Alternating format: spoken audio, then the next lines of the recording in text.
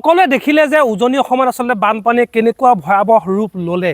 এতিয়াও বহুত ঠাইত আচলতে ৰিলিফ গৈ পোৱাই নাই। এতিয়াও আচলতে বহুত মানুহে এসাঁজ ভাতৰ কাৰণে হাহাকাৰ কৰি ফুৰিবলগীয়া হৈছে। কিন্তু তেনে সময়তে এগৰাকী সাংবাদিকে যদি বানপানী হোৱা ঠাইত নিউজ কৰিবলৈ পইচা বিচাৰে, তেন্তে সেইজন সাংবাদিকক আপুনি আচলতে কি বুলি ক'ব? যে কিছুমান মই আচলতে সেই কিছুমান শব্দটো ব্যৱহাৰ কৰিছোঁ যে কিছুমান সাংবাদিকৰ কাৰণে কিছুমান ভাল আচলতে সাংবাদিকৰো সন্মান হানি হৈছে।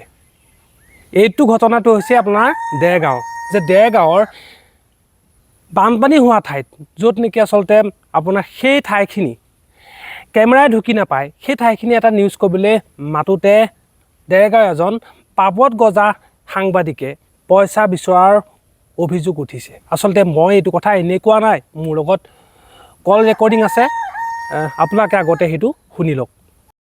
হেল্ল'। হেল্ল'। কোনে ক'লে? মই গোলাঘাটৰ পৰা কৈছোঁ, বিকাশ বৰা ফেচবুক পেজৰ পৰা ক'লোঁ। হয়, কওক দাদা। কালি আপোনাৰ মানে ফেচবুকত এটা পোষ্ট পাইছিলোঁ যে বানপানীৰ মানে নিউজ কৰাৰ নামত কোনোবাই আপোনাক মানে পইচা খোজা বুলি। এইটো মানে কিমান সত্য? আপোনাৰ মুখে কওকচোন। পইচা লোৱা নাই, পইচা বিচাৰিছিলে। নিউজ কৰিবলৈ মাতোতে পইচা বিচাৰিলে। তাৰপৰা মই পইচা নিদিওঁ বুলি ক'লত তেখেত নাহিলে। কোনোবা এজন ৰাজনীতিকৰ নাম ল'লে, মই সেই ব্যক্তিজনক টানিব বিচৰা নাই বিষয়টোত। তাৰপৰা ক'লে আমুকৰ লগত গ'লে মই পইচা পাম, তেওঁ নিউজ কৰিবলৈ যাওঁ। ঠিক আছে যা বুলি মই এৰি দিলোঁ। কিন্তু মই এটা কথা চিন্তা কৰিলোঁ, মই কিছু ক্ষেত্ৰত সমাজৰ হৈ মাত দিয়ে থাকোঁ। তাৰ পাছতো সি মানে মোতকে বহুত সৰু কাৰণে মই সি বুলি কৈ দিলোঁ। সি যেতিয়া মোক পইচা বিচাৰিলে, মই চিন্তা কৰিলোঁ আগতে এদিন ৰাস্তা এটা নিউজ কৰিবলৈ আহোঁতে 500 টকা বিচাৰিছে, মই 200 টকা এটা দি দিছোঁ দেই।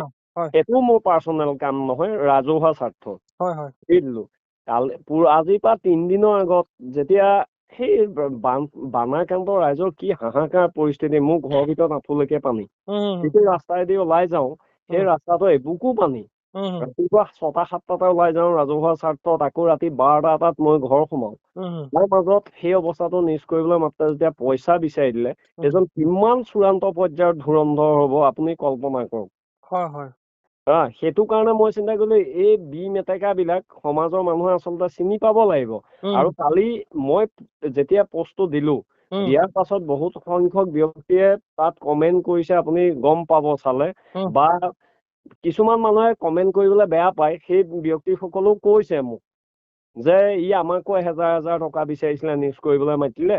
আৰু তেওঁক যিজন ব্যক্তিয়ে আচলতে এই সমাজখনৰ লগত চিনাকি কৰিলে, সেই ব্যক্তিজন বহুত ভাল এজন ব্যক্তি। সেই ব্যক্তিজনৰ দীপক হাজৰিকা DY 365ৰ দেৰগাঁৱৰ এজন সাংবাদিক।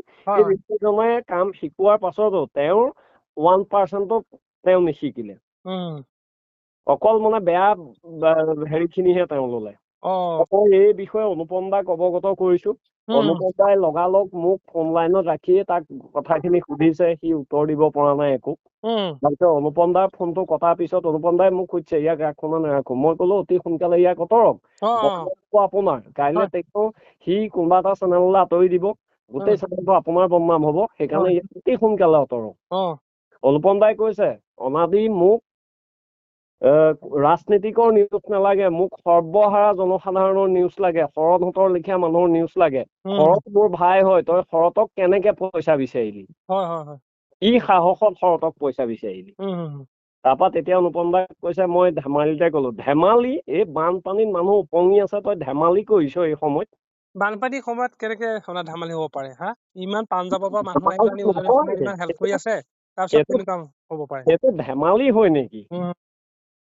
আৰু এটা প্ৰমাণ মই দিলোৱেই, ৰাস্তাৰ নিউজ কৰিবলৈ আহোঁতে মোক পইচা বিচাৰিছে।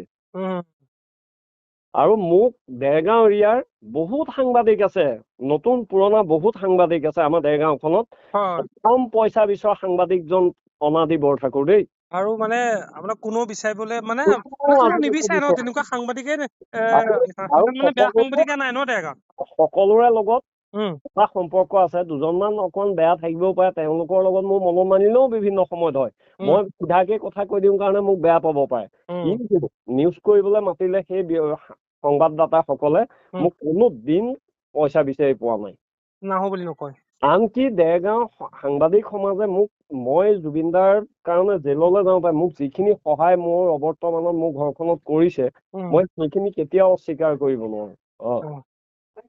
ঠিক আছে ঠিক আছে বাৰু ঠিক আছে দিয়ক, ইমানখিনি সময় দিয়াৰ কাৰণে আপোনাক বহুত বহুত ধন্যবাদ। হয় হয় ধন্যবাদ।